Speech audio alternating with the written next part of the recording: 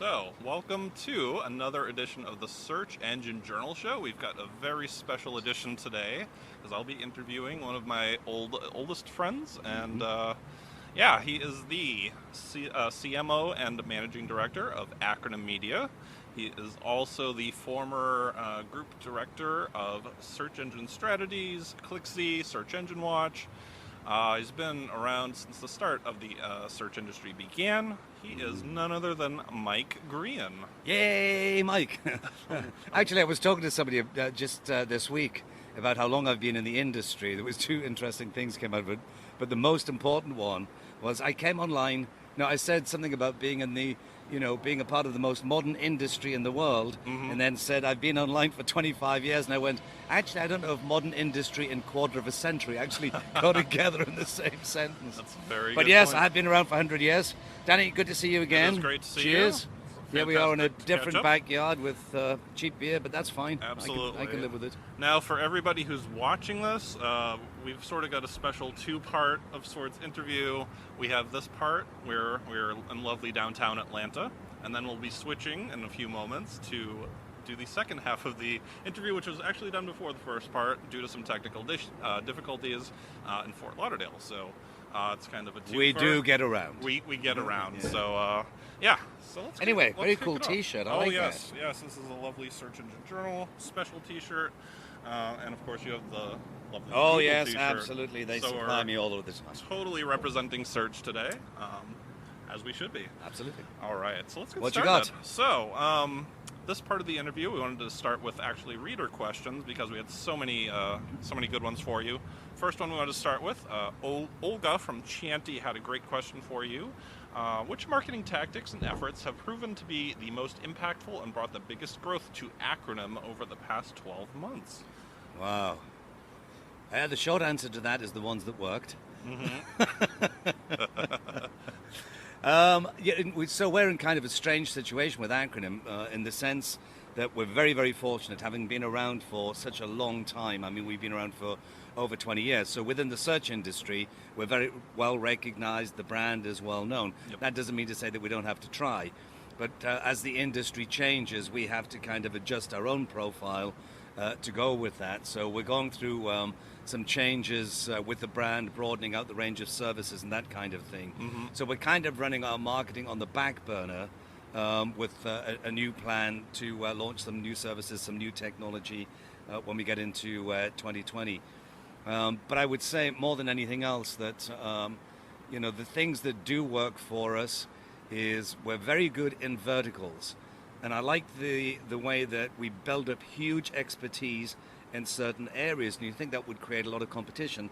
Actually, it does the other thing, So in the hospitality area, in hotels and hospitality, we do really well. We have a team, a full team, run by the people that run that team.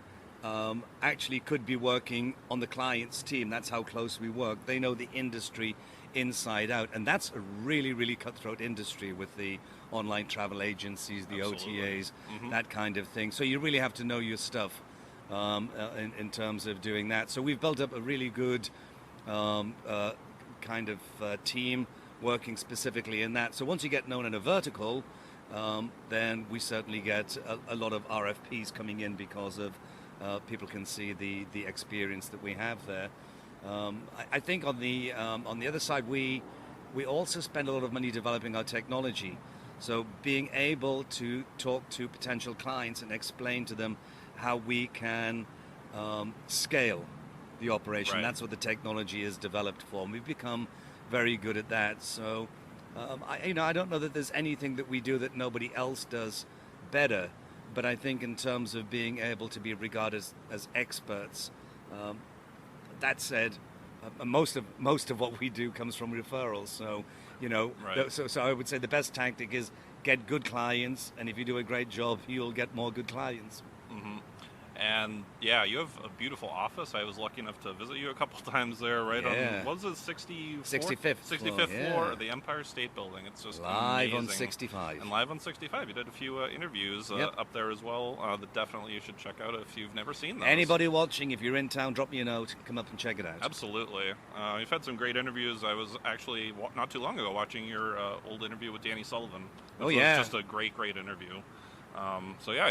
Yeah, that's interesting because Danny and I, given that I've just said how long I've been around, when Danny and I first met, I guess it was probably around about 1999. He had just launched Search Engine Watch, I think. Then it was previously Webmaster's Guide to Search Engines, and he had just launched it. So there was kind of Danny, and I was talking about this recently, trying to figure out who are the people who were around at the time, because there was no industry called search engine optimization. There was a lot of guys messing around with search engines, and Danny used to call it search engine tune-ups that he was doing, So Danny was around. I think I mentioned the other day, certainly Bruce Clay was around, that's for sure. I think Greg Boza was around. Absolutely, Bill Hunt was there. Some of the names. Sure. And all of the guys that were in that kind of initial group are all still around, Absolutely, yep.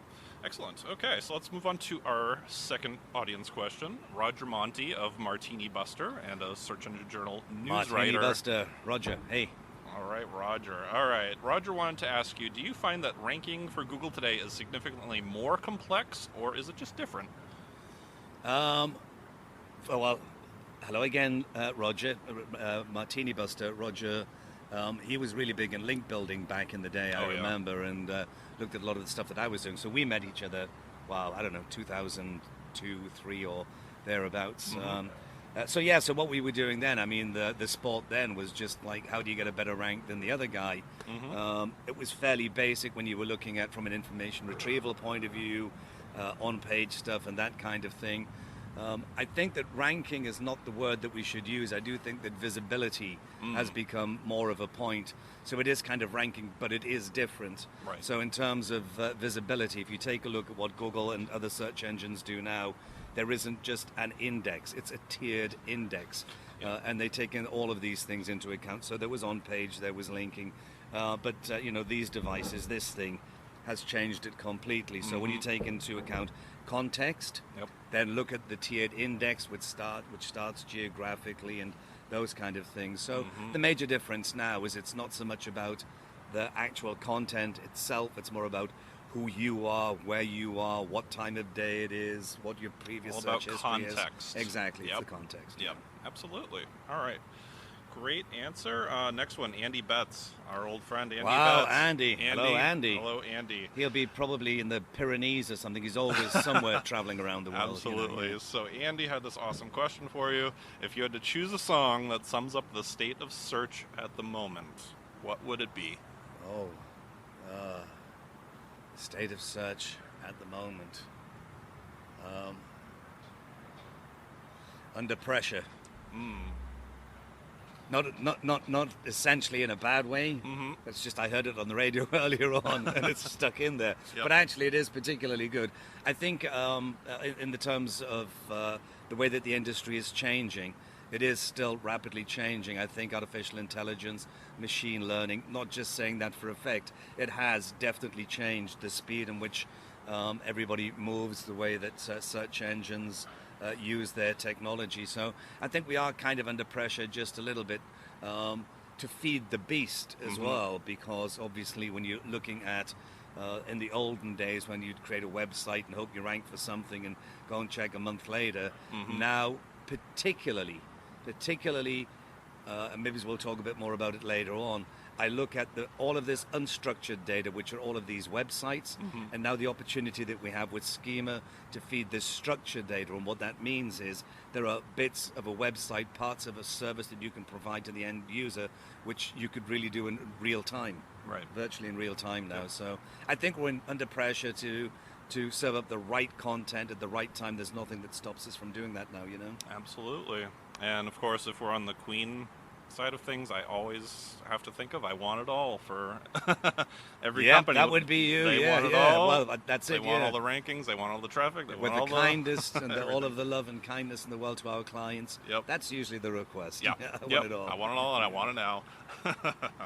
Excellent. Okay, our final reader question. Jenny Hallis of JLH Oh, Marketing. hey, Jenny. Jenny and I used to work together. I know. Yeah, She used to work at both, Acronym, right? Yeah, Correct? at Acronym and at Think Partnership and whatever it was called before that. I can't remember. Awesome. Top ranking, high ranking. No, yeah, she's probably falling around laughing. I can't remember where I used to work in North Carolina. Anyway.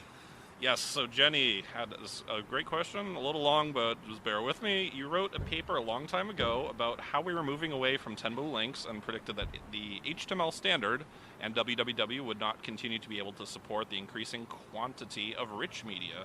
Do you still think HTML is outdated tech, and if so, what do you predict will replace it? And if not, what changed your mind? Okay. Well done in remembering all of that. That's deep. Yeah. Deep cut. And certainly, Jenny and I, over the years, we've had some of these kind of very intense conversations because she gets the technical side, obviously. Yep. It's a bigger picture thing than just looking at HTML. I mean, HTML5 changed a lot of things, but it was still the fabric that makes the web. Given what I've just said about structured data, the ability to be able to do that, now we can feed all kinds of things to make people, to make a search engine aware of things, not strings, entities and that kind of thing. Mm-hmm. Video plays a much greater role now. I don't know that the web is going to end anytime soon, but I think perhaps in terms of the fundamental thing that I was saying is that Google wants to bring the world's information together and make it easily accessible, or whatever it was that they stole from Vannevar Bush.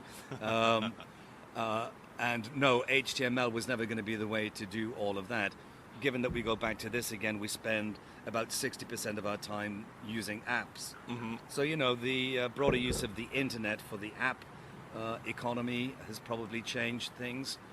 So I was kind of right. You can't do everything with HTML, but we don't really need to do that now. Like I say, this thing is receiving signals from everywhere. I mean, the strongest signal that a search engine is getting at this point in time is from this. It's GPS.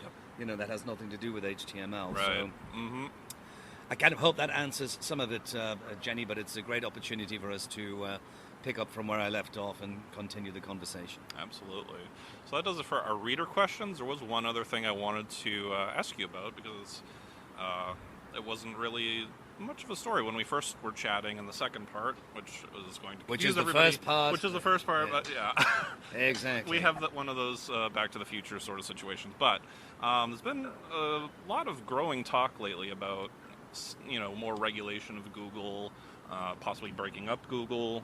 I was curious for your thoughts, just generally about, do you see that as a possibility, and if so, how do you possibly see that impacting the work of marketers over the coming few years, if that does come to be? Yeah, I mean, there are kind of two parts to this, really. I listened to Elizabeth Warren talking about breaking up the major tech companies. There's a lot of calls to do that without a great deal of understanding of what it is they're actually doing, how Right. they're doing it, Yeah. So I think a greater understanding would be better.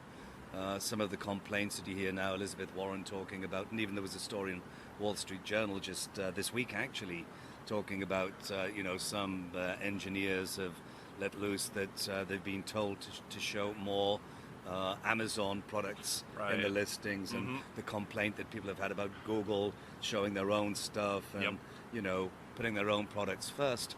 I kind of think it's a bit crazy because the way that industry and commerce works now is entirely different to the way that it did before we had the internet and the World Wide Web. Right. So you can't just keep bringing in the old rules because it looks like somebody's beating you. It's not that they have more tools, better tools. Google is a website, right? If you want to beat Google, build a better website. Google crawls the web. You want to beat Google, build a better crawler. They actually do have their competitors. People don't realize that. Right. Facebook has competitors, you know. Amazon has competitors as well. Oh, yeah. But the principle of should we break them up because they're selling their own stuff? You walk into any major supermarket in the U.S., I guarantee, right there on the shelves at Walmart and anywhere else, right next to the major brands, the ones that you know from TV, is Walmart's own brand. Yeah. All of the supermarkets have their own brand. What? They have the audacity to sell their own stuff in their own supermarket. Yeah. And it's like, what? Google has the audacity to sell its own stuff on its own website. Amazon has the audacity to sell its own stuff on its own website. Yep. I mean, yes, they do have the power, but if you go and take a look philosophically and otherwise, forget just looking at the financial side, what it is all of these companies bring to our lives in terms of, ease of use and, all of the kind of, the aspects of the way that they've changed the way that we shop, the way that consumer behavior, not the psychology, but the behavior has changed, the way that they make it much easier to do things. I mean, I'm an Amazon Prime customer. I have been with Amazon for 20 years. I don't have any complaints about Amazon. Right. Just carry on doing what you're doing, guys.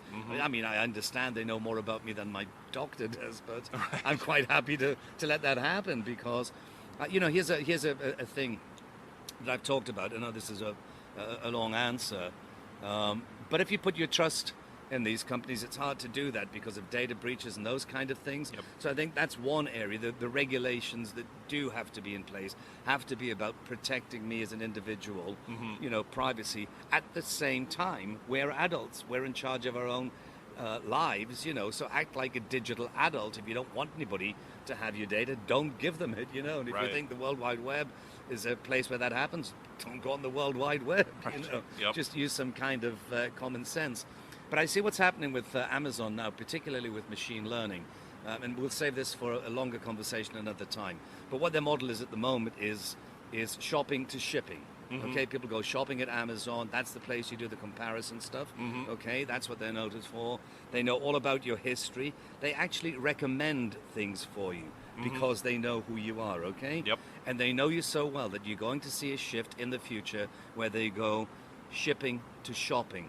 The other way around, and that's anticipating what you actually want, not sending you shit you don't need, but just understanding what you do need and sending it to you, right. And kind of helping you think and make some decisions as you go along. So as far as regulations go, do we need to break them up because they're so dominant? Everybody had the same chance that they did at the same time with the same technology. The World Wide Web and the internet belongs to everybody. So shut up and stop complaining. Yeah, I know. It's funny to look back on just how many search engines there were before Google, and with the exception of Yahoo, which I don't know if that even barely qualifies. Yahoo was the first search engine. Yep. That was it. Yep. And before they realized themselves that they were never going to scale. Having human editors, that there would have to be technology. Yeah. So Google beat them in that sense, but they had the same opportunity to do that. Going back to Jenny's question before, is HTML the way to do it? There is still this pervasive myth, that Google has access to the entire web. Google has access to a large fraction of the web. Yep. But the World Wide Web actually grows exponentially still every single day. So the likelihood of Google being able to bring in all of that content, keep it fresh, and keep crawling it, even when that's super advanced technology, it doesn't allow to do that. They say, they've had sight of, X trillion URLs. The more they try to crawl them, we'll be dead before they get to the end. Exactly. Yep. It's like chasing the universe. Exactly. That's it. Yeah, absolutely. So, excellent. And there was one thing that, from the second part that we'll revisit here in the first part because I didn't get Who the knows chance to how this ask is going to come out? I know, we're blowing people's minds right now because we're referencing stuff that hasn't happened yet, but it actually has happened. But we know in the future. So it's not a search question, it's more of a fun question because after we finished taping the first time, you mentioned that there was a funny story about how you met your wife. And I wanted to add that if we could, if you're up for telling the little story. No, that's a long story. It's not that funny. She's been, imprisoned for 20 years now. I'm waiting for parole. I mean, it was a great story because the gist of it is that we knew each other for a long time online and eventually met each other in Prague just as friends to check out the city. She's a culture vulture. She just wanted to look at the architecture and check the place out. Yep. Neither of us had been there before.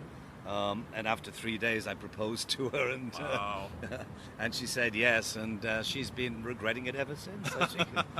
No, I've been very lucky. We'll save that one for another time. It's a beautiful story, but Absolutely. it is kind of a long one, you know. Fair enough. All right. Well, that does it for us for the first half of the conversation. So we're now going to go back in time and to another place, Fort Lauderdale, to continue the conversation with some more interesting questions and answers. And Mike opens up a lot about history with Search Engine Watch and all Incisive and just lots of great questions. So keep listening. And Yeah, let's see how this one works out. Anyway, cheers, well, Danny. and from here we're going to Are keep we allowed drinking. are we allowed to mention that you are in the Witness Protection Act and you moved again? That's why Yes. I'm here. Oh, I mean, no, we're not allowed to say that.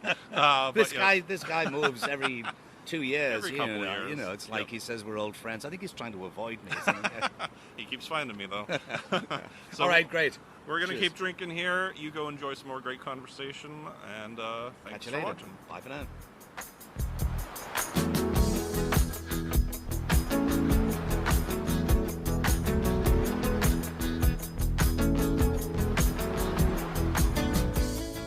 All right, we are back with Mike Grehan, still here in Fort Lauderdale, enjoying the sun and the 90-degree weather today. Wow. Yeah. Yeah, that's hot. Yeah, a little different than what you're used to up in New York, I'm sure, right this time of year, but I hope you noticed I wrote the transcript for you yes, on my T-shirt. that was very helpful. That will be great with the YouTube transcription and the podcast transcription, so thank you for the blah, blah, blah.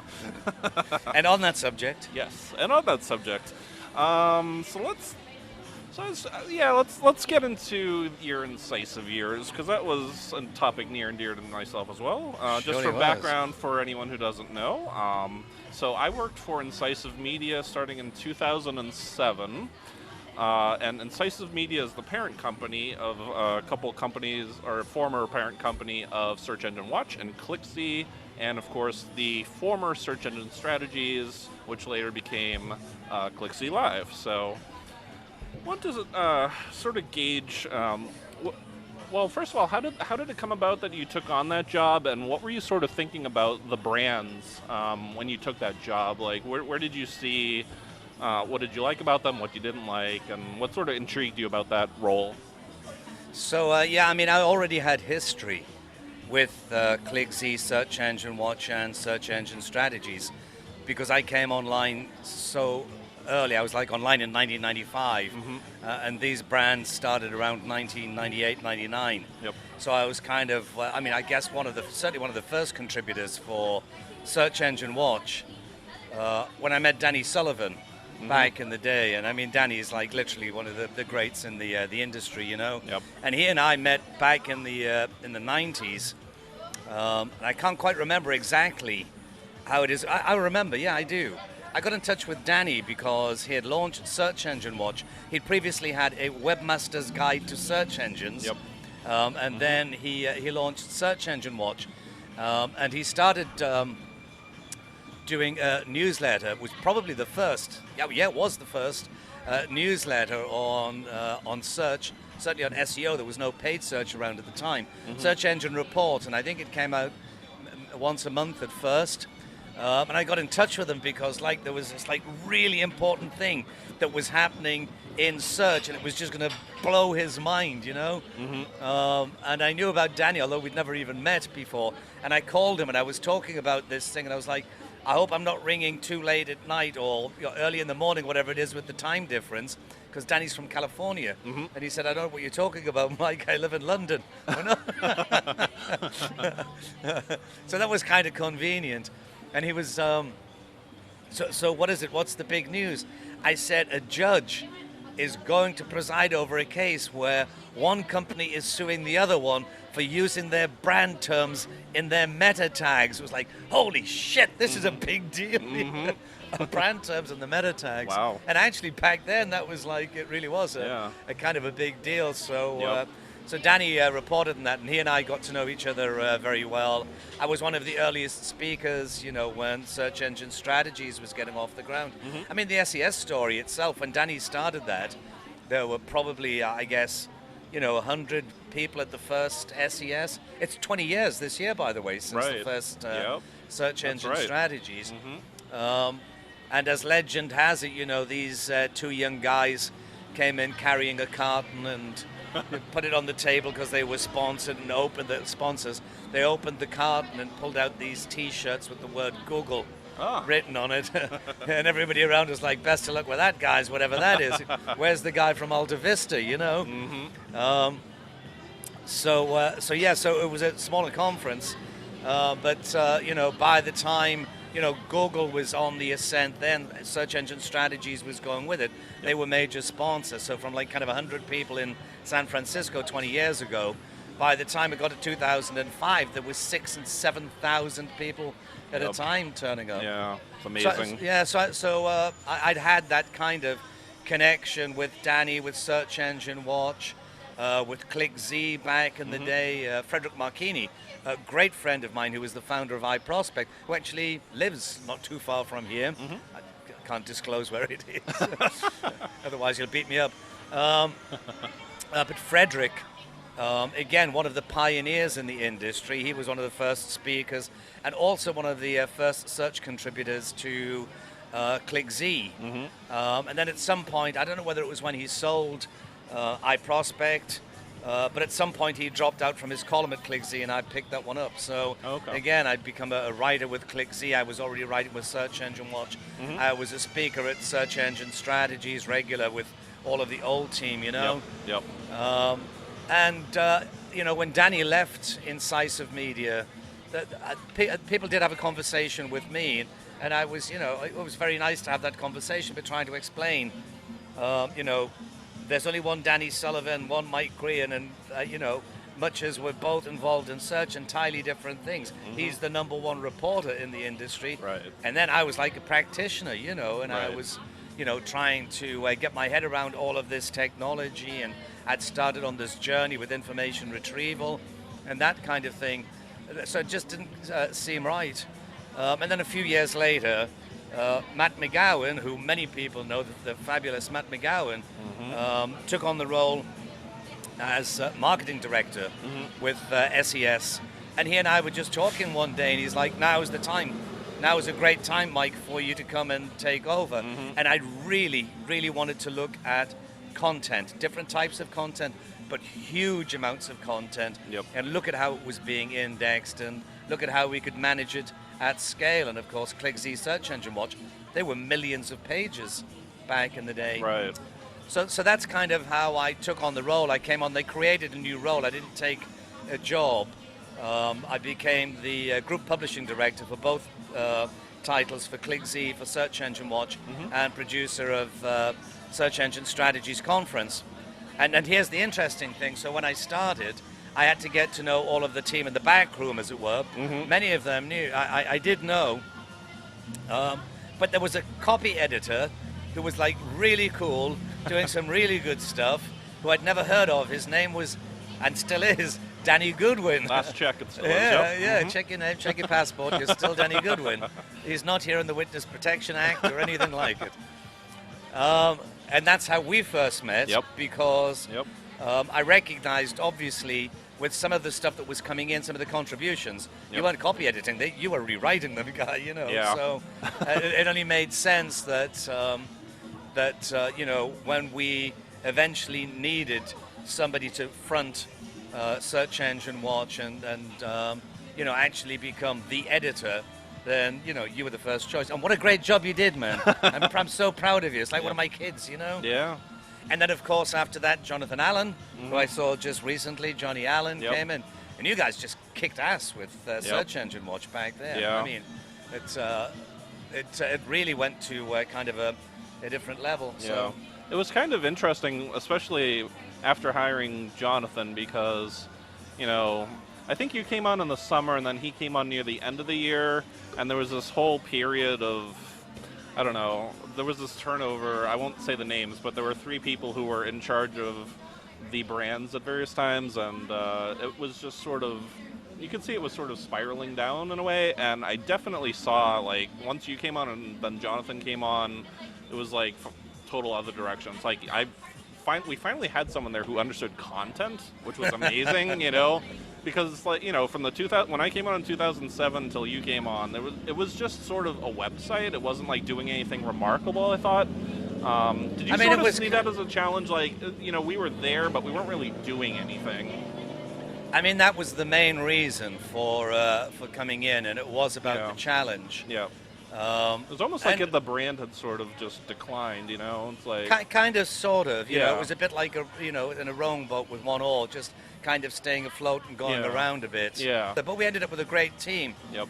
I mean, the fabulous Laura Roth. Yes. When Laura was phenomenal. Who came on. Yep. I mean, she and I, it was a dream. I mean, just the greatest thing ever working with Laura, because she's one of those people. She just gets it, and she doesn't need to be told what to do. Shit just happens, you know. It's great. And she's doing really well with Conductor and C3 now. Yep. I've been really lucky, you know, to meet some great and work with some great people. Absolutely. Yeah, it was a great team we had there. Dream team. Especially, like starting around, and I don't even think people totally recognized it at first, but it's like, you know, we started really cooking around 2011, 2012. Attendance was going up, page views going up, revenue going up, all that good stuff. So, do you have a sort of a personal highlight from your time at Incisive, of like sort of like something that stands out as a wow moment or just, you know, just a general highlight of, you know, something you're super proud of from that time? There's nothing specifically that I would say that was kind of like I'm proud of something that I did specifically, but what the team did and working with the team and being part of that. And I kind of had a bit of a vision of what I wanted to do, and putting those pieces together and how to get there. It was just the great team, you know? Yep. Changing the way that things worked with SES. Laura was very responsible for helping with that. You know, I mean, she came in working with Marilyn Crafts, who everybody will remember, you know, Marilyn, Yep. Learned a lot from doing that. I think probably one of the first things when I came on board is for the first time in so long, we did a refresh on ClickZ with the website. Yep. That was exciting. A lot of work went into that, you know, with the team. And we were so proud because, shit, we started looking like a real publication, you know, a much more modern thing. Yep. And then that was only beaten.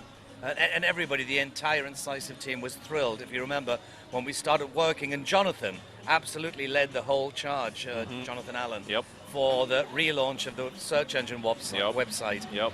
And that, I mean, I can remember when everybody got the first views, everybody was blown away. Yep. And I loved the number of times that people said, it looks like a newspaper. And I was like, yes, yes.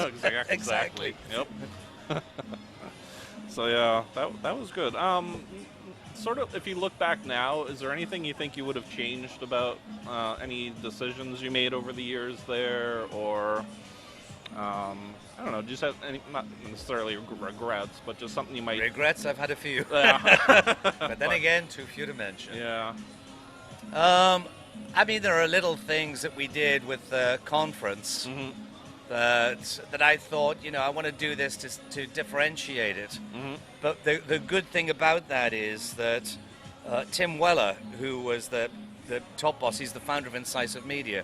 When I came on into that role, he and I and Matt McGowan had a meeting, and in that, Tim, he's such a great guy. I mean, a super smart business guy. And he said to me, you know, let's try and do some new stuff. And if it fails, don't worry about it. Just don't do that again, kind of thing. Yep. And then there was the other aspect. If we're going to fail fast and move on. Right. You know, I kind of learned some of that from Mike Moran as well, you know, who wrote that book. So there were certain things that we did with the conference. I was like, oh my God, that was terrible. Yeah. But then, boom, we had something else to... and if we didn't do those things, if we didn't, you know, have that trial and error, then we wouldn't know. I mean, we got to a point where there is so much input that comes from the audience. And even though we had 3 days and sometimes 4 to 5 tracks, there still wasn't enough time to get everything in. So that was part of the problem, the puzzle, is trying to please all of the people all of the time, which you certainly can't do, you know. Absolutely. Yep. All right, let's talk about, I think you were sort of alluding to this, the rebranding of SES to ClickZ Live. The ClickZ Live thing, people Yep. didn't quite get what was going on Yeah, there, and but- I never had a chance to fully explain to the general audience Yeah. what it was that was going on, although some people internally did. And there were some conflicts that were going on at the time. And to be honest, I was thinking then, I think maybe I've done whatever I'm going to do in 5 years here, so it's done. Yep. But the whole idea of it was this, that search in itself, if you take a look now, even when we talk about search marketing, if you take a look at Search Engine Journal, Yep. I can just as much read enough material about social, display, the entire digital marketing industry really has a place inside of Search Engine Journal, Correct, yep. It's not just search anymore. Absolutely. All right, it's a legacy brand, so, Yep. it's SEJ, that you can make that sound whatever it is, Search Yep. Engine Journal at the beginning, but now it's kind of about the digital marketing industry, Right. Yep. And certainly what was happening with search engine strategies with SES is that more people that came into the industry were not just focused on search. They were kind of the digital marketing manager or VP digital. Yep. So search was in there, SEO and paid, but there again, so was like, email and display and social as it was starting and those kind of things. And they didn't want to go to 6 different conferences. So we started building that back in. Yep. And then being like, I was there at the very beginning of search with Danny and a few other people. Right. Wanting to keep the faith. I thought, here's a great idea. SES is starting to turn into ClickZ. That's what it's beginning to look like. It's beginning to look like ClickZ Live. And what happens is maybe about a third of the content is about search now. And the pure search guys are not going to pay for a 3-day pass to get 1/3 of the content. Right. So my idea was this, that we relaunch the conference as ClickZ Live, right, Yep. for the general digital marketers. Yep. But what people don't know is in the background, I was actually in the back polishing up Search Engine Strategies, the original Search Engine Conference, Right. okay? And that was dedicated purely to search marketers. Okay. And the other thing with that is I didn't want it to be just to try and repeat. I even took out the old Search Engine Strategies logo, the whole Right. thing, and said, this is it. Yep. But I want to put this one on the road and take it to people instead of people having to come to it. Gotcha. So we would go out to Denver or come to Fort Lauderdale, Yep. that kind of thing. Right. But just keep it, keep the faith, keep it focused on search. Yep. So that's what I was trying to do then. Long answer to a short question, but there you are. The first time I've Yep. answered it anyway. Yeah, well, yeah, that was what I was very curious to know the thinking of it, so that does clear it up. Because I know a lot of people ask me about why that all happened, and No, I know, and Yeah. like I say, it wasn't a sellout. Yep. That ClickZ Live, had I still been there, Yep. would have still been the digital marketing conference. AdTech Yep. was not doing as well at the time, Right. so it was kind of encroaching in that particular area. Yep. But it wasn't leaving search. If I'd just been there that extra 6 months, then people would have seen, wow, this is beautiful. yeah, Search Engine Strategies, the original. yep, Every time I say, I want to cry. yeah, yeah, because that brand itself just had a lot of Well, clout, that was where it all started. yeah, that's where right? it all started. So yeah, makes total sense to me. So I wanted to ask you about one thing that I was actually lucky enough to witness in person one year at SES San Francisco, which was the epic return of Matt Cutts. And I don't know how much we can go into the behind-the-scenes stuff there, but I was always curious to get the full story. So basically what happened was, it had been a few years since Matt Cutts had shown up at an SES event. I think we found out, at least I heard, we found out the night before that Matt had finally agreed to come. It had been a few years. I think you'd probably been working him for your whole time at the brand. And he showed up.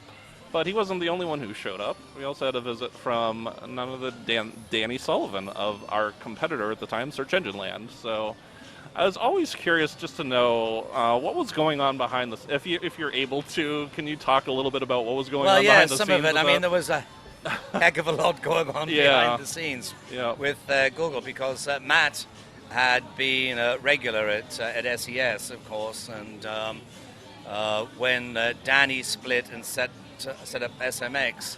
And it's interesting, you say Danny was a competitor. I've kind of, it's a philosophical change.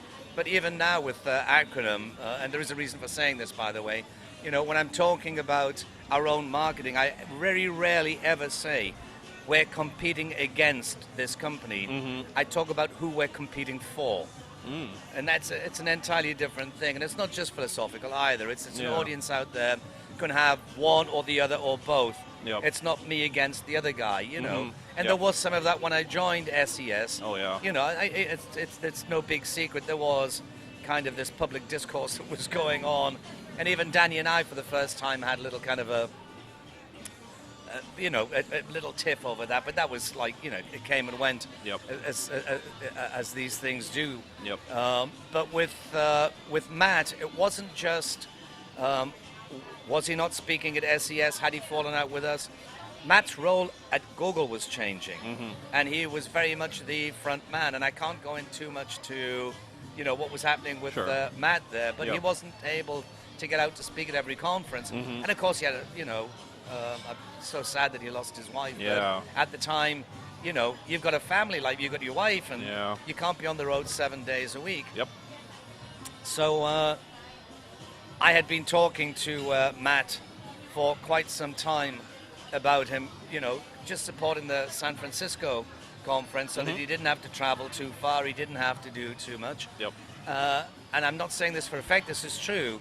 There were 2 occasions that he said, yes, I think I can do it, and for personal reasons, he couldn't do it. Yep. But the day that it did happen, I knew before the night before, believe me. Okay. We could only announce it the night before. Gotcha. That's the way that he and Google had left it, but I knew a week before, because I'd spoken to Matt on the phone a few times, and literally he put it down and said these things, the planets align, this time we can kind of do it. Yep. But part of the deal was, I'm pausing just for, part of the deal was, but don't use me as a guy to boost your numbers or, that kind of thing. Gotcha. So I said, all right, I agreed. And I think actually it was my idea. We'll not make an announcement until the night before, and the people who are there will be the lucky ones who get to do it. So, and that was kind of weird because we made the announcement the night before, and then Danny turned up the next day. I think he had to fly from England to get to the event. Yep. And then, of course, because Danny turned up and Matt was there, and I was getting on the stage with getting mic'd up with Matt, and we were talking, and he just said to me, just like out of the corner of his eye, he said, wow, Brett Tabke is here as well. I said, yeah, because Brett and I had a deal back then where I was really happy to promote PubCon. Yep. Yeah, and he would come and speak at SES. It was a really cool deal that we had. Yeah. And although Matt didn't say it, when we got up on stage and I knew that Danny was there, I thought, I'm going to do this. So I brought Danny up, and then everybody was like, wow. Yep. But it was a spur of the moment because Brett didn't know anything about it. Right. And then Brett came on stage. Yep. And what a great moment it was, because really even was. I was thinking, this is the first time in this industry that we've had PubCon, SMX, and SES all together sitting with Matt Cutts. Yeah, that's pretty impressive. Yeah, it was cool. Yeah, it was a great moment for sure. I just know, like, from my end, because I don't, obviously didn't know the background of all that, but it just felt like a real moment where it almost felt like Google had finally recognized all the great stuff that we had been doing for years at this point, and it's like, finally recognition, because it felt like we were the underdog for so long, sort of like in the shadow of No, SMX. I think if you take a look, Matt was very careful. Yep. And he wasn't kind of taking sides, as it were. Sure. He might do PubCon, but then maybe he'll miss an SMX. Yep. He didn't do SES. Yep. I mean, I'm just going to come out and say it. Matt and I had a falling out, Matt Cutts and I, because I had a bad reputation as a black hat spamming guy back in the day, you know. And I didn't know, I just thought I was doing a great job for my clients all of the time, Yeah. But, he gave me the greatest interview. When I started my podcast, my original podcast, which was like 12 years ago, my first guest was Matt Cutts. Oh, wow. And we talked for 45 minutes to an hour. All right, that's the most that he did. And we just enjoyed it so much. He said, this was in Boston, by the way. It was at PubCon the first time they did Boston. And we hadn't finished speaking. There was still so much to cover, as it were. So we finished that one off. And then before he left, he said, Mike, come to Mountain View and we'll do some more. So I flew to Mountain View the following week, and at Google we we did another one, so I ended up with like 90 minutes or more of some stuff. And every now and again I go back and listen to that, and I think some of the stuff we covered in that interview is so relevant now, you know? Yep. Yeah, that's awesome. I guess the last thing I want to ask you about Incisive was how you left. Was it the fact that Incisive was trying to like step in more and sort of dictate to you, you know, the big thing that came out, of course, was that they wanted to charge your speakers to actually speak. I know that caused an uproar. I don't know, is that related, or was there some other issues on in the back? It's difficult to. I have a really good relationship with the guys at Incisive, but there were some things that were going on because if you go and take a look at the Incisive portfolio, okay, at that time it was all financial markets and risk management and funds and that kind of thing, and the interactive piece that they called it was always kind of like, on the one hand it was the red-headed stepchild, and on the other hand it was still that bright shiny thing that Tim and everybody looked at on the table and they were going, it's fabulous. Yeah. I wonder what it does. Kind of thing. Right. So the company itself, it's no secret, they were having some financial difficulties. Yep. So they were trying to kind of, get the entire organization on the same kind of approach to doing conferences. And in some areas it worked where you could charge speakers and you could be open about it. But that was not a cool thing at all with SES. And I say respectfully to them, they brought some people in who worked on other areas of the business that did cause friction. Because I kept saying, I understand that, but that doesn't work here. Yeah. Okay. And by the way, this is not England; it's America. And I even found myself saying, if I hear one more English accent, I'm going to open the window and push somebody out. And I kind of I could see, not being the prophet of doom or anything, what was going to happen, and that the ClickZ Live thing had been kind of a baby, but it wasn't going to be launched in the way that I thought it would. And best of luck to all of them. But it did come to a head one evening. And I was just like, but I was going anyway, Right. I was like, honestly, it wasn't really like it was like, my work is done here. Whatever you have to do, guys, there you go. Yeah, you'd done a lot at that point, and I still remember walking in. It was the very first day of the very new ClickZ Live. I run into Melanie White. She's like, "Did you hear what happened last night?" I'm like, "No."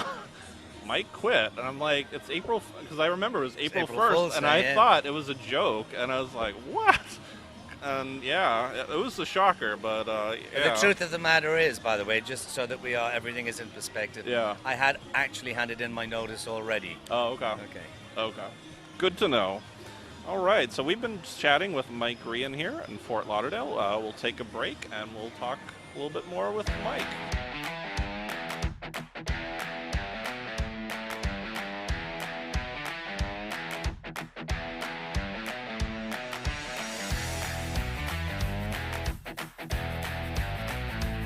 All right, we are back with more. Mike Grehan is still with us here.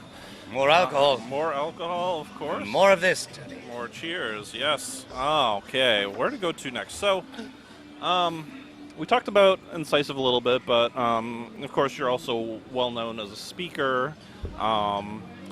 Could you possibly give some advice based on everything you've learned over the years, both because you've actually, in addition to speaking, you've chosen speakers over the years. So maybe you could speak a little bit about if someone wants to speak at a conference, what are your best tips, both from the side of presenting and as the person who decides on, who is worthy of being up on stage? Yeah, that's interesting.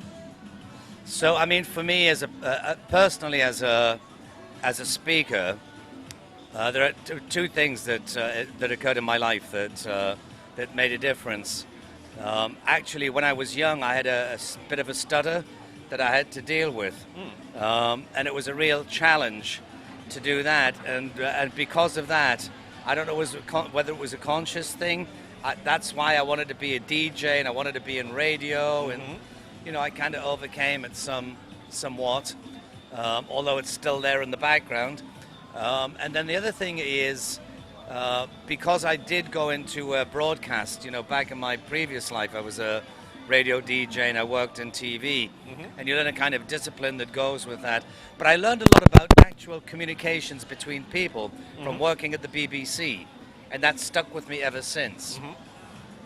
So I think if I was to try and give tips to anybody about public speaking, the first one is this, and it's the hardest one to drop: stop trying to be somebody else. When you walk out, the hardest thing is to be yourself. I know that. So people always think before they walk on stage, but when they're learning public speaking, I'm going to sound like so-and-so, or so-and-so did that. Don't do anything that anybody else ever did before. Walk out and just try and be yourself, and it's very hard. And then you go, well, what if I'm not interesting? Well, go back and take a look at your presentation and think, if I was telling me this story, would I be interested in it,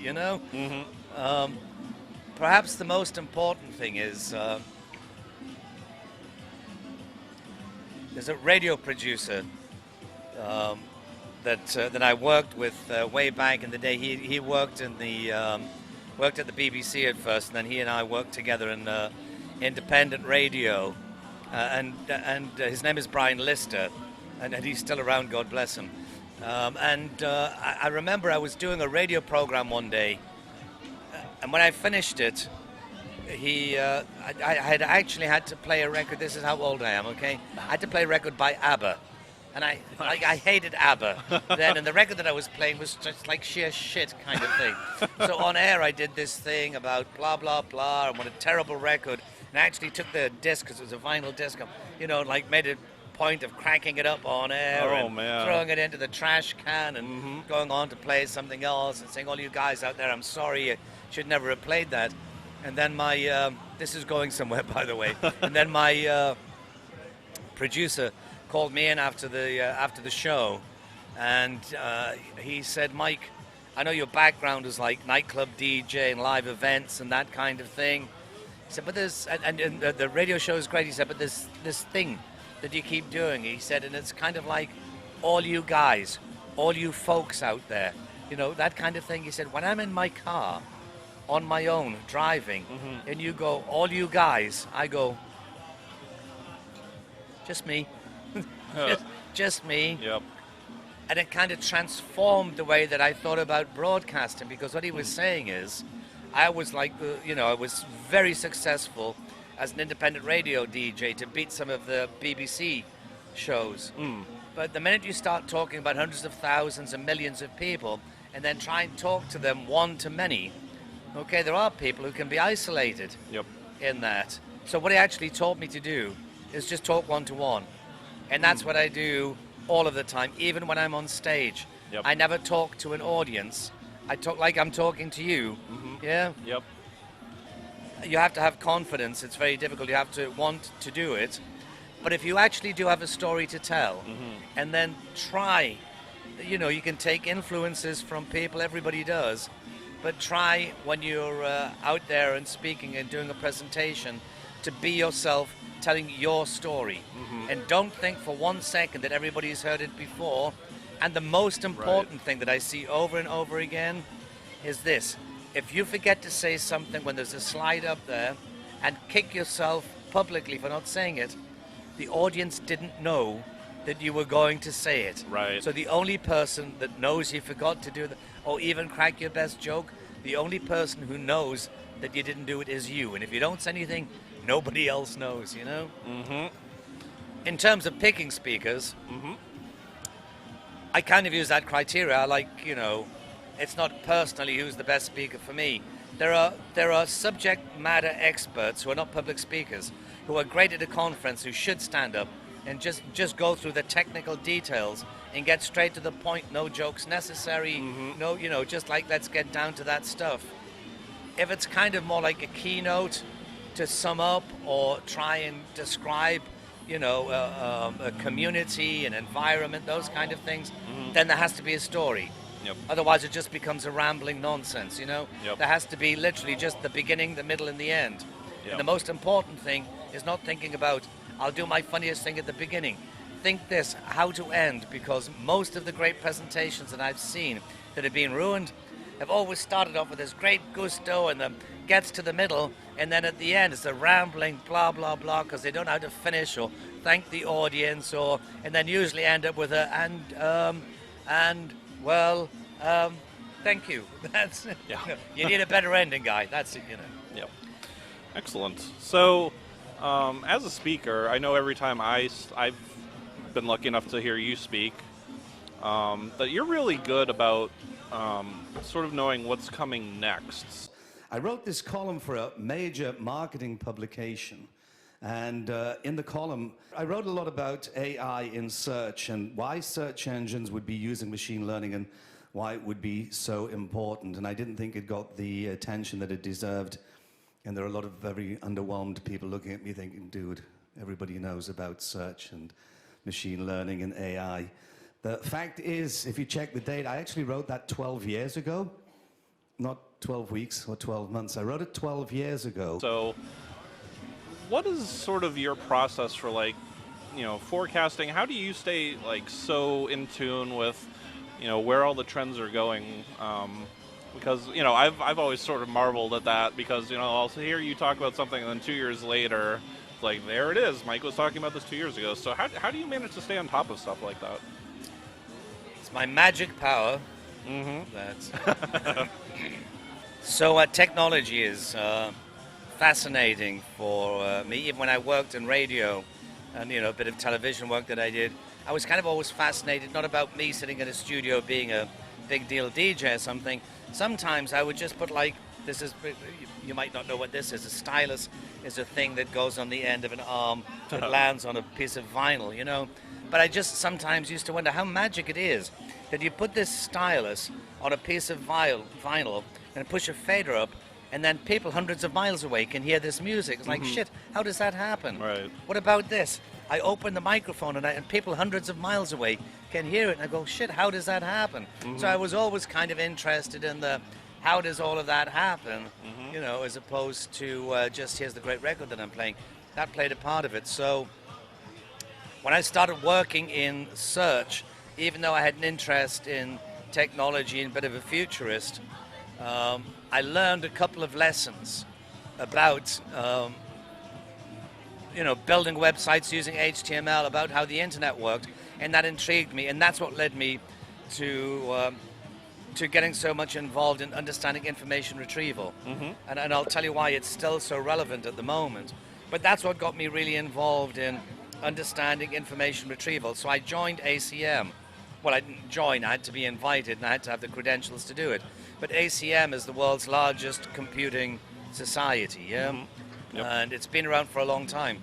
But the interesting thing is, inside of ACM, they have a special interest group, a SIG, which is all about IR, information retrieval. So I've been there for a long time. So I actually do get to see what a lot of the researchers at Google and Facebook and Twitter and all of the Pinterest, all of the technology companies are working on. A lot of academic work in there, but a lot of commercial work that goes in, and you can see how it can be adapted. So I've never been really, that's why I always say, I don't like to do predictions. As I said before, if I could predict anything, we'd be sitting on a yacht. Right. But forecasting, I can look at what's happening in research work in the scientific field, and then think, how long will it take before that actually happens, before it becomes a thing? Yep. And that's kind of what I do with clients now. It's not a case of here's what you should do today. We have the best guys in the world that I think that I work with at Acronym. But what they always want to know from me is what you're asking. What do we need to be prepared for when we move ahead? Right. Yep. And information retrieval, because I'd already mentioned why this is so important. When I worked in marketing to begin with, the area that I had the most interest in and spent the most time studying, I'm talking about going to university and was actually in consumer behavior. Actually looking at consumer behavior. So there is this kind of science around consumer psychology. There's a difference between the psychology and the behavior, and I kind of tried to separate some of that out. But it never became more apparent than search, because the fundamental need for a human being, to satisfy an information need that eventually leads to a purchase. Okay, information retrieval now and consumer behavior couldn't be any closer than they are, you know? Right. Two things work together. Yeah, absolutely. One other thing I want to touch on a little bit, you wrote probably, I don't know how big they were at the time, but I mean, these are like must-reading for me, and I know I just learned a ton from them. So 3 I wanted to talk about: New Signals to Search Engines, How Search Engines Work, Filthy Linking Rich. These were, I mean, phenomenal, and I'm going to definitely include the links to them in the recap post, so everyone listening and watching, just make sure you read these. Do you want to talk about, any of them, all of them, just a little bit, and how they still, because I think all of these actually still apply today, even though they were written many, many years ago now. Yeah, many years ago. Yeah. So I was just pausing for a moment to remember how old I am. No, again, that's part of my journey with understanding information retrieval and giving me a slight edge. Not kind of being better than anybody else, but having a better understanding of that it's not in the HTML, it's not in your JavaScript, it's not in your CSS. Yeah. That's not where it all lives, you know. Right. If you get any of that wrong, well, you're a technical dick brain or something, okay? Yep. If you get that right, that's good. Yep. Now you really have to have relevant content, Yep. and it has to have context and those kind of things, you know. Yep. So when I wrote How Search Engines Work, I wrote that as, I kind of wrote after the second edition of the book that I wrote on, search engine marketing, the essential best practice guide. Sold all over the world. Yep. And people, it is like 350 pages, and people got like about 100 if you're lucky. So I had to go back and kind of, not simplify it or dumb it down, Yeah. but just condense some of that so that people could get a better understanding of how search engines really work. And that just flew out the door because it was easier and people read a lot more then. It was like a tweet or anything, but it was easier for people to understand. And I've had great feedback on that. Yep. I'll come to the new signals in a minute. Yep. But the filthy linking rich, Yes. that was like a moment for me. Yeah.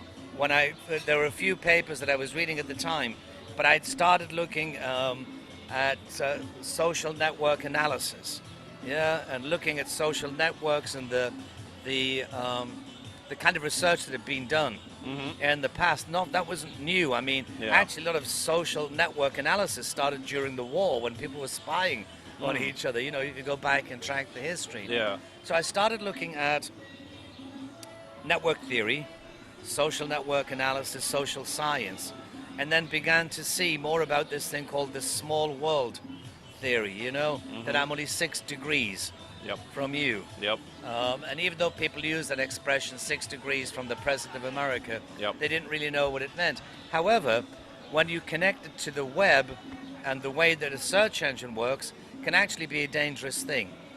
And I started to realize then, here's the great thing about links, and here's the bad thing, okay?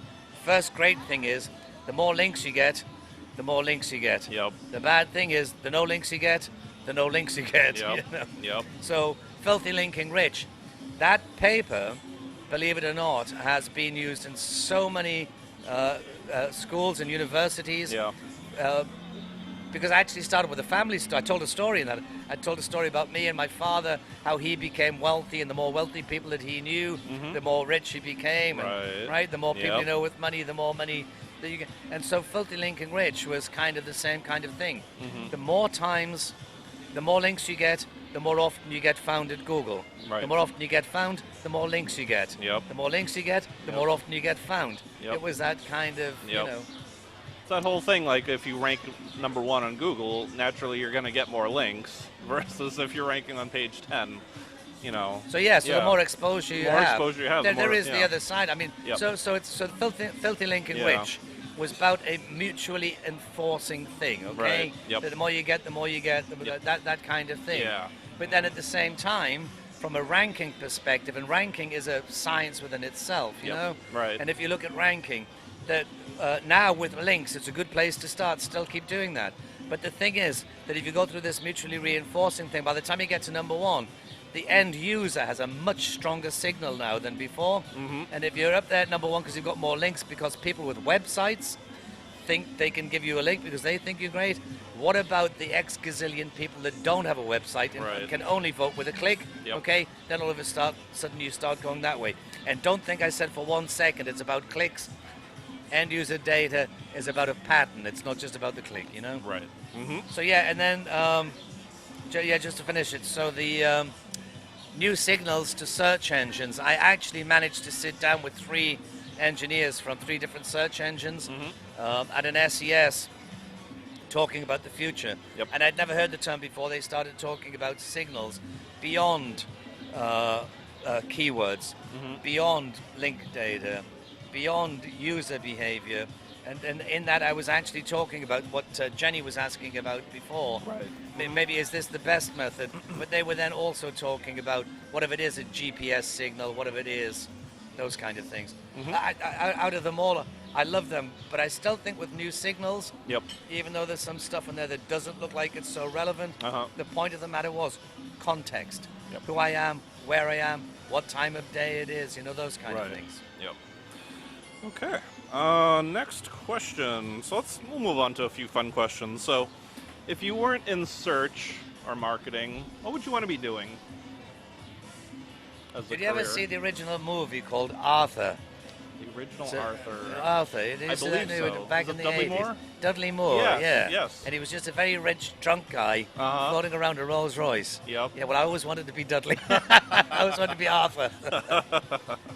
What would I be doing? No, actually, what's still stuck inside of me, and you can tell sometimes, I love music, so if I wasn't doing this, I would just be back in the music industry. And I'm kind of still keeping a little hand in there, you know. Yeah. So when you say that, probably like doing production or DJing, or what would be I kind of still like the storytelling thing, you know. Towards the end of my broadcast career, I was doing a little bit more about, you know, kind of documentary and news as opposed to just playing playing records. And I am still a big radio fan. Yeah. You know, I like video and movies and that kind of thing, but there is something about, you know, I mean, we can't get you can see perhaps a little bit of this, you know, cruising down here with an open top car and, you know, one of my favorite bands playing. That's it. Nothing beats you know, that feeling. Nothing, exactly. Yeah, absolutely. All right. What's the best piece of advice? It could be SEO, business, whatever. Best piece of advice that someone ever gave you, and who gave it to you?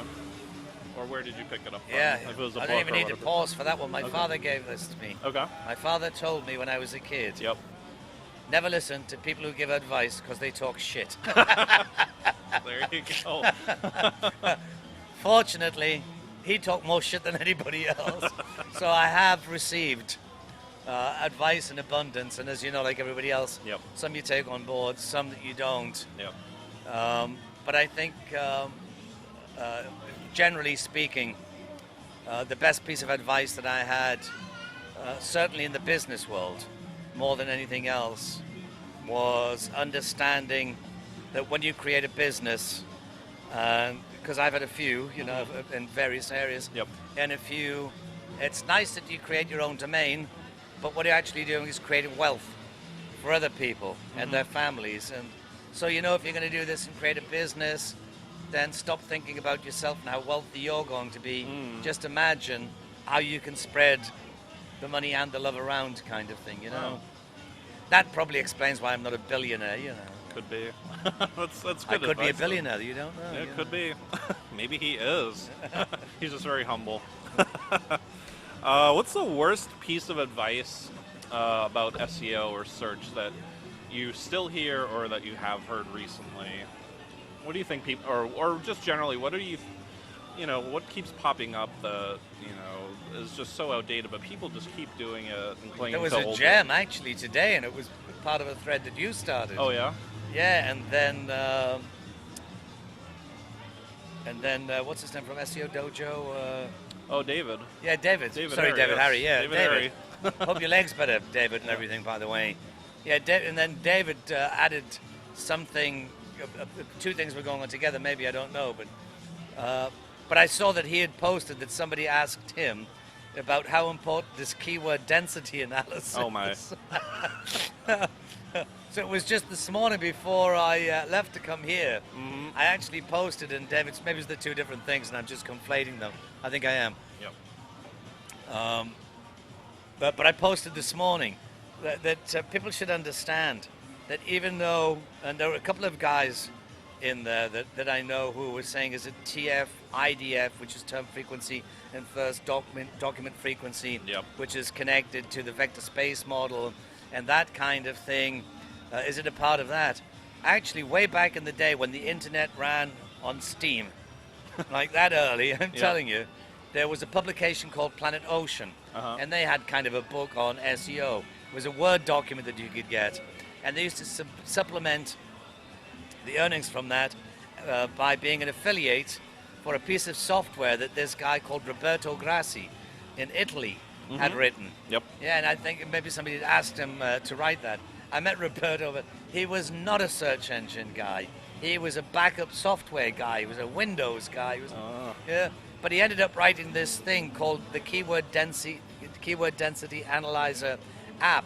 And I hate to say it hand on heart, I feel guilty, but I used to sell it and people bought it by the dozen, right? To analyze the density of a web page. Yep. But the stupidity, I mean the absolute stupidity of this, and I think maybe some people still think of this KDA keyword density thing. Yep. The stupidity is if you go look at TF-IDF, it's about the entire corpus. Yep. It's not about a page. Right. It's about the entire corpus, you know? Yep. And then that way you can add some weights and it would work. But I was surprised because, as Dave Harry will tell you, I actually posted a link to Roberto Grassi's website and he's still selling it. Oh my gosh. 100 years later, you know. So I think the worst advice that people are giving is about this on-page thing. Yep. And I've often had many discussions, and some of them fairly heated, about the importance of on-page. Surely when the World Wide Web was invented, in HTML with its H1 and H2, go and take a look at HTML 1.0 that Tim Berners-Lee invented. It was never intended to do what we think it is doing now. And most of those tags, you know, for keywords, were about writing scientific papers. That's what it was all about, you know? There is so much more that we can get about a web document beyond the words on the page and the tags that you add around it, you know? Right. So, you know, it sounds crazy still to be saying it. Yep. Just create good content. Yep. And create it for me. Or create it for Danny. Yep. Or create it for somebody who wants to read, but don't try and create it for a machine that doesn't read. Yep. Machines don't read, and they don't understand. That's another thing that it often bemuses me, even with my own team sometimes, when I hear them on the phone, and they go, so Google understands that you're trying. Google doesn't understand anything. It's not a brain. Not even rank brain? Oh, wait. So rank brain's an interesting conversation. Yeah. So what rank brain is, and without taking up too much time, okay, do a search at Google for the term learning to rank. Then you'll understand what rank brain is about. And rank brain is not about, you know, what you think is it ranking documents at Google. There is an entire science about learning to rank and how quickly you should do it, you know, and all the times that it should be done, and apples to oranges and those kind of things. Anyway, do a search for the term learning to rank, then you'll understand what rank brain is. Okay. If you could go back in time, give yourself one piece of advice about anything, what would it be? Never hang out with Danny Goodwin. That is... It always turns out wrong. I do always get you in trouble, don't I? If I could go back and give myself a piece of advice. Yeah. Do you know what? Because I have this fascination and I'm a futurist, stop always trying to be the first at everything. That doesn't mean you always win. You know? Just... So sometimes if you get too far ahead of yourself, you lose not just your audience, but lose yourself in what you're doing. So there are things that I've done in life where I look back now and I go, geez, that was 10 years ahead of its time. If only it hadn't been 10 years ahead of its time. That's a good one. I like that. What do you hope people in this industry remember about you once you've decided to retire? I have a friend of mine, God bless him, he's gone. He and I were greatest friends. It was just like a curious thing. Ed Harwood, he and I were friends. Our birthdays were on the same day with same age. Well, actually, he was 3 minutes older than me, so I could call him the older guy. Yeah, yeah. And there was something that he said back in the day was around about the same thing. Yeah. Mm-hmm. And we were having this conversation about when we get old and die, Mm-hmm. And I said to him, "How would you like to be remembered?" Mm-hmm. And he said, "In the Sultan of Brunei's will." That's a good one. Me personally, I'm not finished. It's not a good time to ask because Yeah. I'm not finished yet. So Yeah. I'll tell you when I get through the next thing. I had my 64th birthday recently, so I'm heading into being an old age pensioner. You were asking about travel before. I'm trying to give it up. I'm actually flying to New Zealand to go and meet with my kids and grandchildren down there. Yep. But one thing, well, maybe this is my advice. I'm as old as I am, but I just don't believe I'm as old as I am. Uh-huh. So I'm just going to keep on trucking until, it all gives up. Yep. At Yep. this age, things stop working, bits fall off, but I'm still here. Oh my. Oh, that's such a Mike answer. Okay. For newcomers to the industry who eventually want to become, successful, what do you think the key to success or for sustainable success is in this industry? Sustainable success in this industry. Yeah, in marketing or search. Yeah. I would try not to, so first of all, I would try and get out of search because it doesn't, as the panacea, Yep. as the answer to everything. I'm not saying stop doing search, but just try and get your head out of that Mm-hmm. because it's part of that customer journey. And if you're a marketer, not a technology guy, so, I might leap ahead and say, read a marketing book, read about consumer psychology, Mm-hmm. and then imagine yourself on that journey. So get just out of search. Yeah, we know that things start with search. We know they frequently end with search. What the hell happens in the middle Yep. is what we need to try and figure out now. Previously, when media was scarce, what does that mean? It was like when there was only press and radio and television, and you had to go and insert yourself into that. Yep. That was like really hard. Yeah. Now, media's in abundance. Yep. It's everywhere. Even my shitty little Twitter account is a media account, Right. if you know what I mean. Yep. Yep. So the difference that makes is that we have an interaction that's going on. So back in the day when I first came into marketing and advertising particularly actually had an effect on the consumer. Now it's the other way around. This is what you need to think about. The consumer now has an effect on marketing. That's very true. I like that. What are you most excited about in search and SEO right now? Is there anything that's really exciting you, something you're digging into? I wish we'd stop calling it SEO to begin with, Okay. Because, I've said many times before, search engine optimization, more than 20 years in this industry, I never met anybody who optimized a search engine. Not even Matt Cutts, even he Yep. didn't. Yep. So it's kind of a crazy... What do you call it when you refer to organic search then? What I'm doing with my own team now is to stop thinking about SEO and think about CEA, and that's content experience analyst. And Okay. start to think about the content that I need Okay. to meet me at every stage of the journey. Right. And stop thinking about in search, if it ranks, if it does all of this kind of thing. Okay. Just try, and it's hard to map that customer journey. Yep. But just stop thinking about in search that I have to write compelling headlines and text has to be this. Think creatively. When we talk about engagement in SEO and how important it is, Yep. think about this. If I'm the Weather Channel, if I'm IBM that owns the Weather Channel, and I go and take a look at what's the weather in Fort Lauderdale, 95 degrees, Yep. 0.8 of a second, that's a great customer experience. It's a Right. great content experience. Yep. Might look like a bounce to other people, but Yep. it was so understand what the content experience should be. Develop the content around intent. So I think it's good that in what we call the SEO industry, people are actually becoming much more aware of. Going back to something I said before, maybe a 30-second video is better than a web page. Maybe an image is better than a... Just think about the experience, Right. the content experience, Yep. Yep. That's good. Just a couple more questions. Let's see. Was there a time in your career when you were truly struggling and sort of just questioning, is this what I'm supposed to be doing with my life? Because I know we've started this. It's a weekly column called Friday Focus, where we talk about sort of mental health issues, and people have been sharing, various. Yeah, we're doing the that same they've thing gone at through. Sampo. Yeah, exactly. So, have you ever had one of those instances where it's just like, I'm really down and out, and if so, like, how did you get through it, and what did you learn from that experience? How long have you got? Oh, as long as you need, till the battery runs out.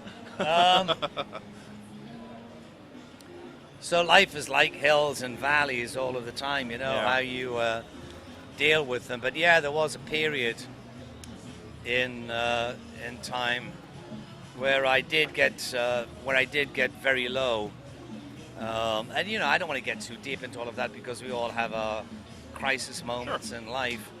But the one thing that became important to me was the people around me who rely on stuff that I do, not in the sense depend if you don't, because that can actually put pressure on you.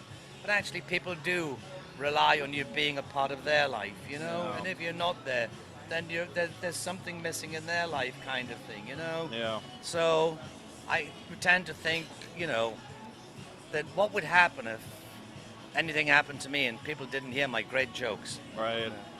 The world would be a darker place. My wife I say that sincerely. My wife wouldn't say that. Oh. No, I'm only joking. So how do I get over these things? It's just trying to find that inner strength, because I'm actually not a very confident person at all. When you have a bit of a stutter, when you get and I'm not, and my wife will tell you that even sometimes with speaking gigs, I feel like, oh my God, I'm going to throw up or whatever. It's different when you're out there, when you get out and you have to do the job. Yeah. But there is a certain element of don't try and go, it's like the speaking thing. Yeah. Don't try and be somebody else. If this is you and this is what you do, guess what? That's good enough. That's why you're here. Right. So don't try and exceed any of that. Don't try and push yourself. And at the same time, don't keep pushing your head underwater and blaming yourself if you didn't get to the next thing. Yep. What you can do is great. Just get to a point where you think you can do it better, Yep. And all of that sounds easy, but it is very, very difficult. Final question. What is next for Mike Grehan? What are you looking forward to next in life and in your career? What I'm looking forward to next is, believe it or not, I've been saying it for a while, I'm working on a book that's coming together now. So in the immediate future, it's just taken so long to get here. I've mentioned it because like social media was this, but we've actually reached a point now where I can take a look at information retrieval, consumer behavior, machine learning and AI, start and put it together as a marketer and be able to say, these are the things that you should be aware of. Yep. And the working title of that is Get Closer Sooner. And we can do that, using content to create those brand kind of brand affinity at an earlier stage. Yep. And that prevents any friction that comes when you get to the transaction kind of thing. So I want to finish the book. But most importantly, I'm going to fly to New Zealand next week and hang out with my children and grandchildren. Excellent. Well, Mike, it's been awesome spending time with you as always. I really appreciate you coming on, and man, I've learned so much from you over the years, so I want to thank you for all that you've done to help me progress in my career, and you've touched the lives of probably thousands of other marketers in this industry. So thank you for all that you've done to help everybody learn and grow, and I hope thank you for inviting me, Danny.